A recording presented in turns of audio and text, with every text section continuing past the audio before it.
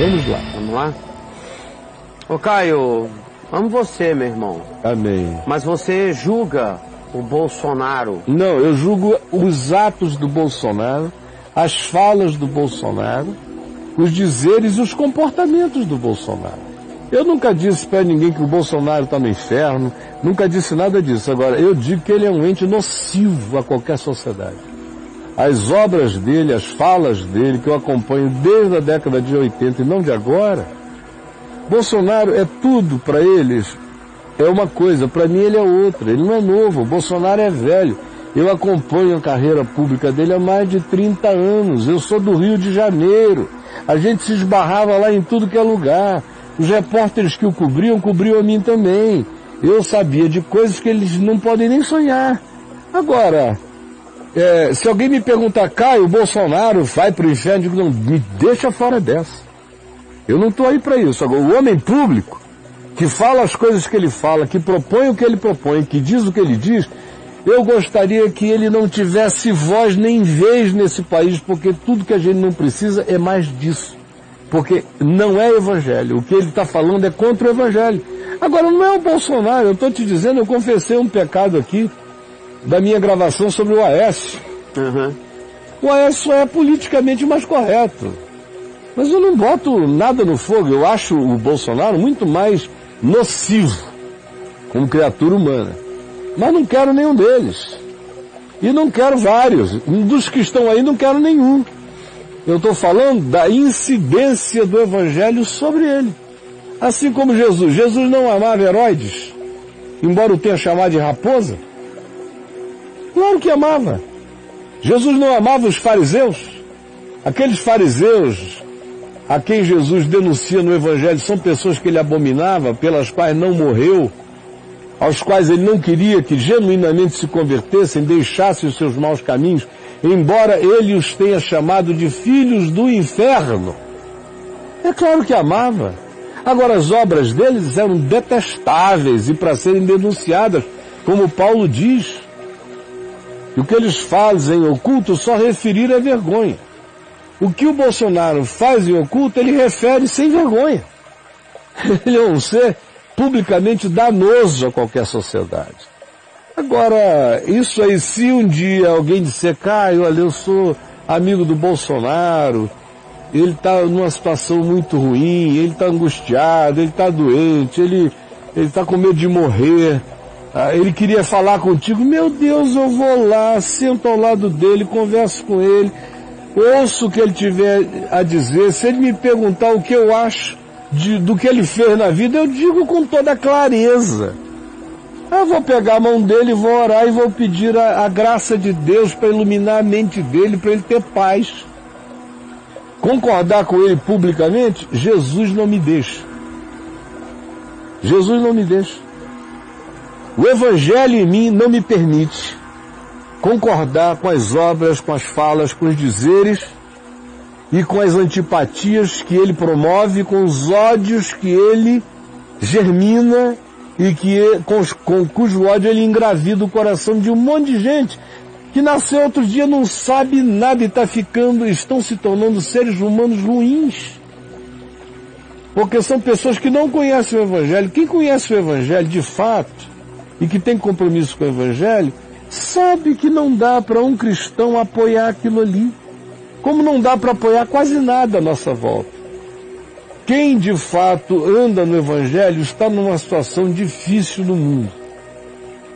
E no Brasil também, porque nós estamos com poucas alternativas.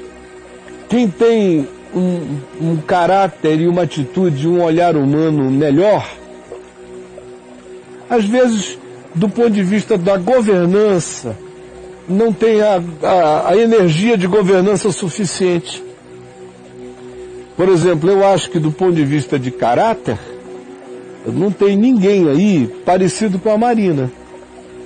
Mas cada dia, infelizmente, eu me convenço mais de que ela seria uma ótima senadora, presidente da melhor ONG de sustentabilidade do país, porque quem governa precisa ter a coragem de botar a cara para apanhar mais, dizendo simplesmente sim quando é sim e não quando é não, e não tendo tanta preocupação com com a confirmação do democracismo validatório de uma posição politicamente correta na maioria das vezes. Por isso, eu também não vou mais. Eu estou pedindo a Deus que traga alguma saída. Porque os partidos, eu não me afino com nenhum deles, são todos iguais, podres e corruptos. E os políticos são quase todos do mesmo nível, e quem tem um caráter um pouquinho melhor não tem a atitude de governança necessária que o país demanda e pede para implementações rápidas, porque não dá para a gente ficar discutindo sexo dos anjos por muito tempo numa situação de calamidade como essa que nos cerca. Mas eu julgar o Bolsonaro, não, eu julgo o que ele fala. O que ele fala eu preciso julgar. O que ele diz, eu preciso julgar. O que ele faz, eu preciso julgar. Quem ele é, eu não posso julgar. Agora, pelos seus frutos os conhecereis, não foi o que Jesus disse? Ele dá fruto. O fruto é amargo, o fruto é de ódio, o fruto é de racismo, o fruto é de homofobia, o fruto é de intolerância, o fruto é de intransigência, o fruto é de aclamação de heroísmos perversos, o fruto é de incentivo à tortura, o fruto é do mal, o fruto é veneno do inferno. Então os frutos dele dizem quem ele é. Eu espero em Deus que ele não morra sendo o que os frutos dele declaram. É a minha oração por ele. Agora, eu não quero nem um minuto como cabeça sobre nada, porque seria um mal horrendo o que quer que se fizesse nessa direção, e esse povo não merece mais tanta opressão. Esse país é, infelizmente, muito ignorante. A gente tem cada vez mais tecnologia cobrindo o fato de que nós somos um povo de uma ignorância brutal, de uma falta de percepção horrenda, de uma miopia incomparável. E a gente está imitando um trend universal que, infelizmente, só pega fatias adoecidas de população religiosa ou fanática de algum modo. O Bolsonaro só se cria no ambiente do fanatismo. Então, ele fala, você julga o Bolsonaro pelo que os petistas e a esquerda dizem sobre ele. Petista, meu filho, você que idade terá esse garoto? Não sei. Ele não era nascido, eu já conheci o Bolsonaro. Tinha nada a ver com o PT, eu não sou petista, eu bato no PT, essa é outra coisa. Quando eu bato no PT, eles reclamam por que eu não estou batendo em não sei quem. Quando eu bato no Bolsonaro, eles dizem, por que você não bate nos petralhas? Você é um petista. Rapaz, é uma loucura essa moçada, eles não conseguem, o Teco não fala com o Tico, eles não têm memória. Procurando Doris, eles não têm memória. Não tem memória. Aí é covardia, um cara que vive um dia depois do outro. A coisa mais forte em mim é que eu não esqueço nada na sequência cronológica. Aí vai lidar com um monte de Doris desmemoriadas que estão aí com 20 anos, 25, 23, uns garotinhos, estão no coeiro, cheirando a xixi, não sabem de nada, só leem o que a internet fornece. E ainda são preconceituosos com toda a grande mídia, que pode ajudar a dar um balizamento se aquela informação tem procedência ou não tem procedência, mas eles não checam nem nada com nada, e ficam me julgando por eles. Eles leem o boletim de um partido, eu não leio de nenhum, eu não sou de nenhum. Eu estou aqui livre em Deus para louvar o que seja louvável e para recriminar o que é recriminável, sem ter rabo preso em lugar nenhum com ninguém, meu companheiro. É isso aí. Caio, outro. Aí depois ele fala, você já falou com ele pessoalmente para saber o que ele realmente pensa? Você já falou isso aqui no programa? Muitas vezes não é pessoalmente, estivemos no mesmo ambiente, ele defendendo tese dele, eu defendendo a minha no passado.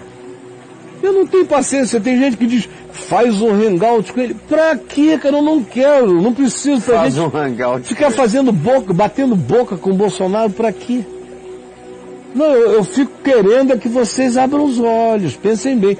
Especialmente você que diz que é cristão, que é discípulo de Jesus, É com você que eu falo, porque quem não é cristão, não é discípulo de Jesus, pode se engajar com Hitler, com quem quiser, cara, com o Trump, pode fazer o que quiser. Eu não tenho a dizer nada para quem não diz Jesus Cristo é o Senhor.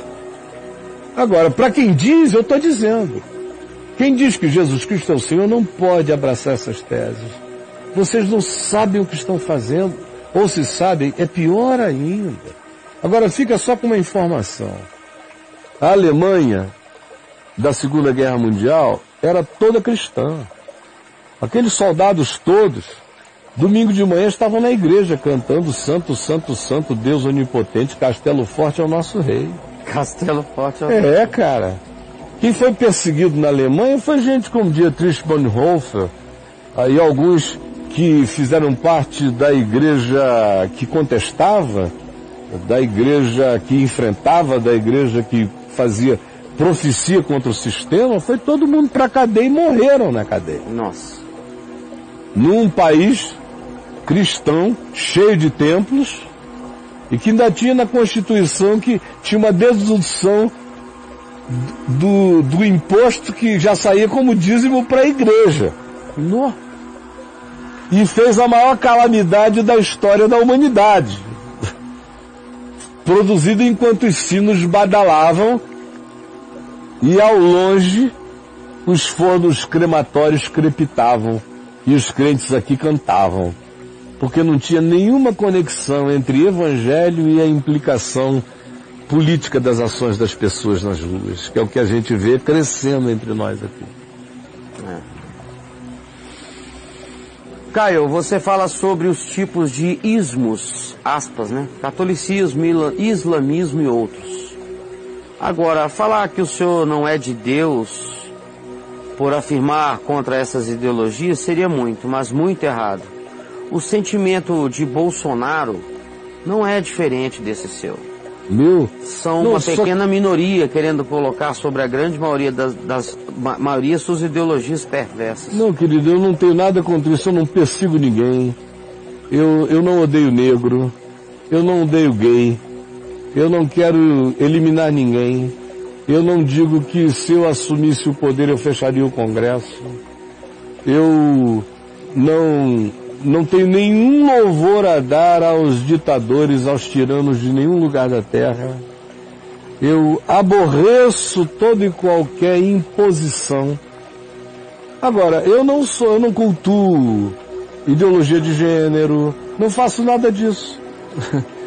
Só acho que ninguém precisa assumir posições neonazistas para lidar dessas questões. Essas questões da democracia são lidadas por maiorias no Congresso, por diálogo, não por gritaria, não por ameaça. Não é dizendo para uma negra que um filho seu nunca casaria com um negro porque você o educou bem em casa. Nossa. Sem dizer as coisas que eu sei, que eles nem sonham que eu sei, que eu não posso dizer que eu sei, porque eu incriminaria toda a vizinhança, todo mundo que na intimidade, que conviveu anos, me conta. O que eles falam não é só um discurso. Tem práticas do que eles falam, acontecendo há décadas na vida deles. Agora, o juízo está aí, a história vai apresentar os fatos, e logo logo eu tenho tempo, eu já vivi o suficiente para saber que a verdade é invencível. Vai chegar uma hora em que os fatos todos me justificarão.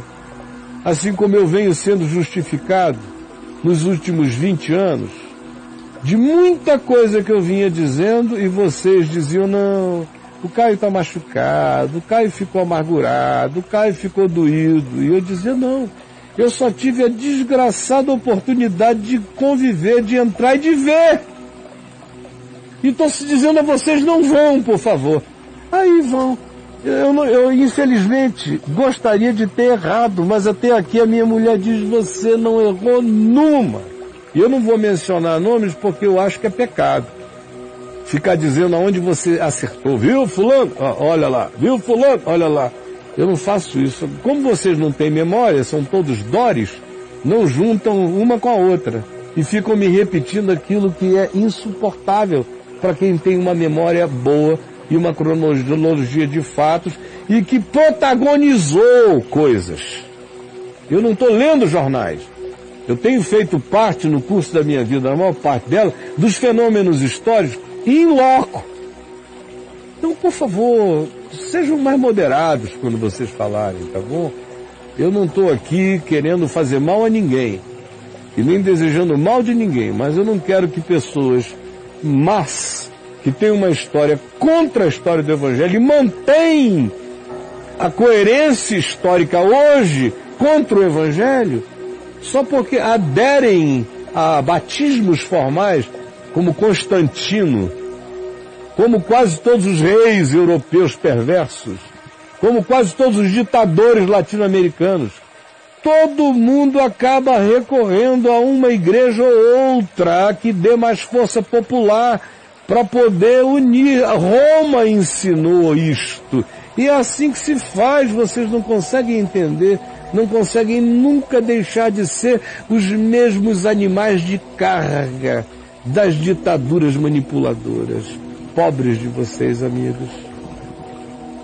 E aí, brother? Pois é, ele continua aqui falando o seguinte, querendo colocar sobre a grande maioria suas ideologias perversas, como essa tal de ideologia de gênero, que outrora sou, né, a participante fala... combate isso no Congresso, o senhor não está confundindo as coisas que Bolsonaro afirma? Não estou confundindo. Você é um menino, eu sou um senhor velho, cansado.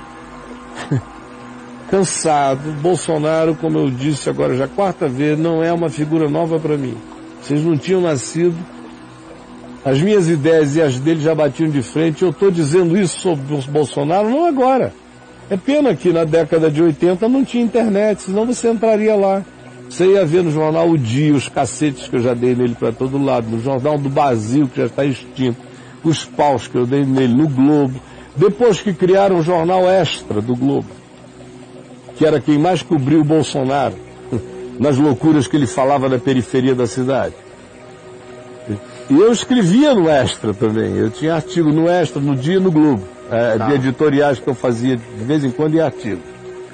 E eu nunca fugi desse assunto, década de 80, década de 90. Eu parei de falar quando eu parei de participar disso em 98, 99. Mas na hora, e aí ele entrou numa barrigada. A discussão era outra no país, veio o PT, no auge do PT não tinha espaço para Bolsonaro. Ele começou a crescer de novo, já de 2005, 2006, outra vez, quando o PT começou a abrir um espaço, junto com o PSOL e outros partidos, para os grupos LGBT ganharem esse poder de maioria congressual.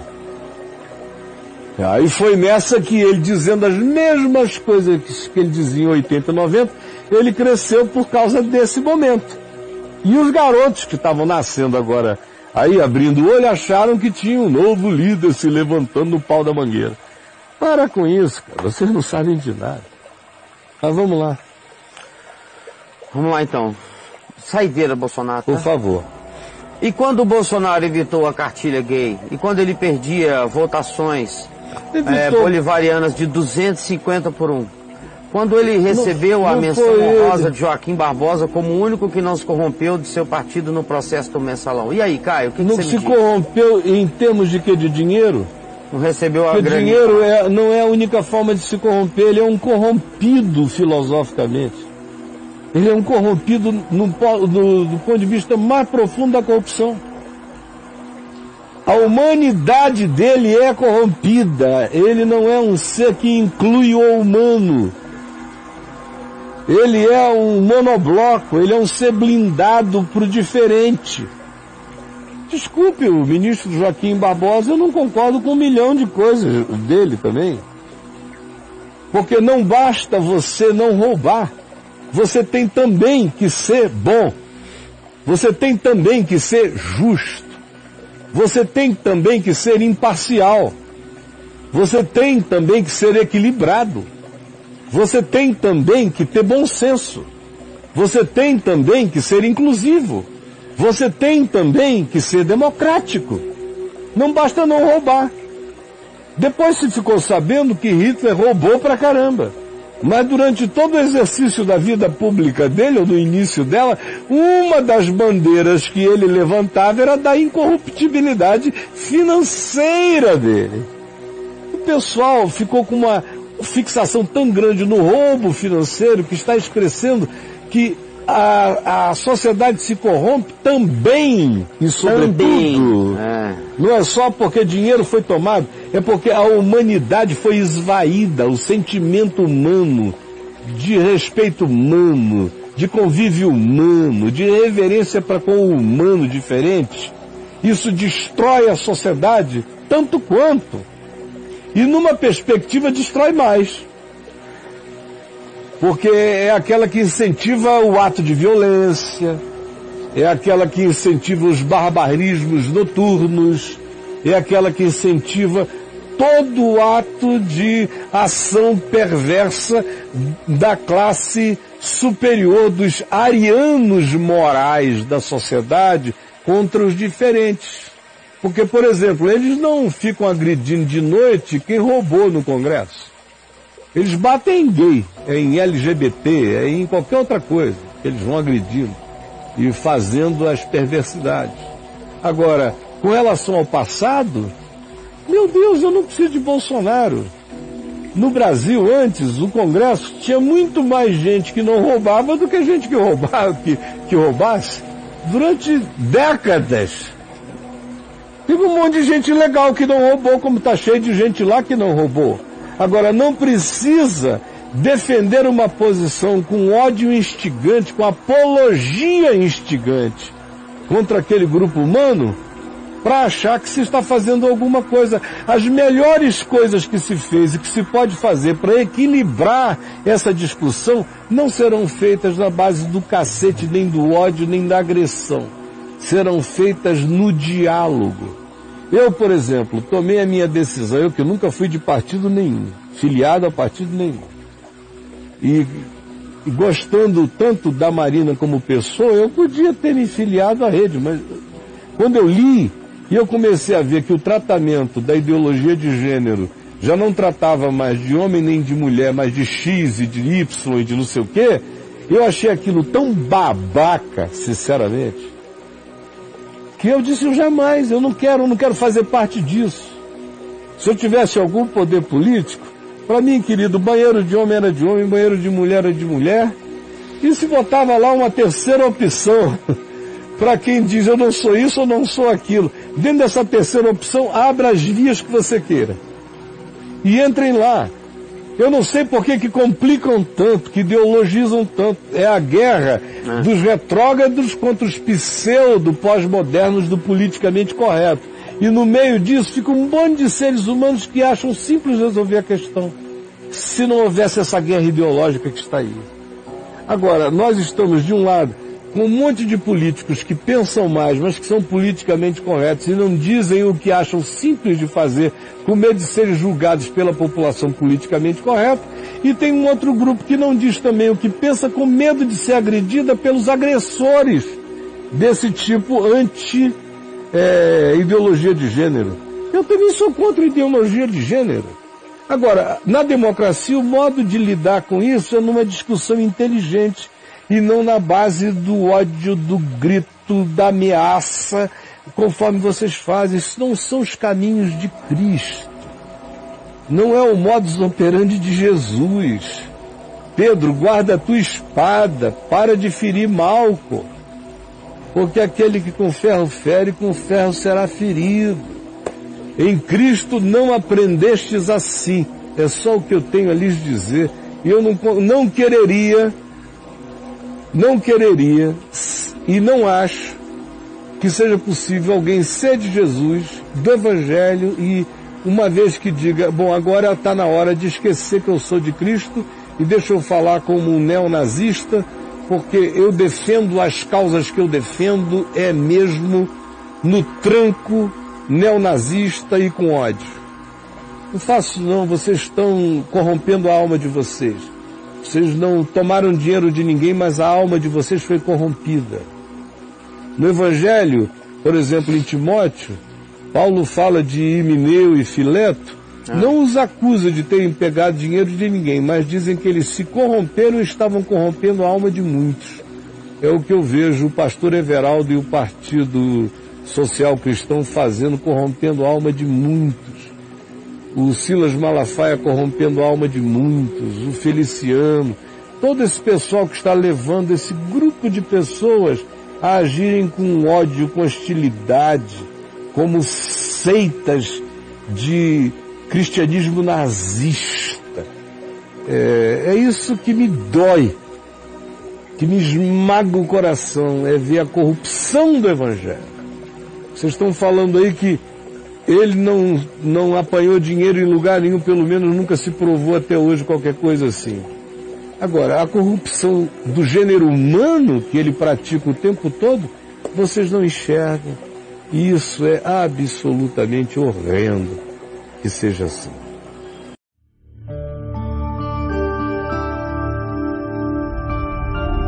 Vem IVTV, o canal é você.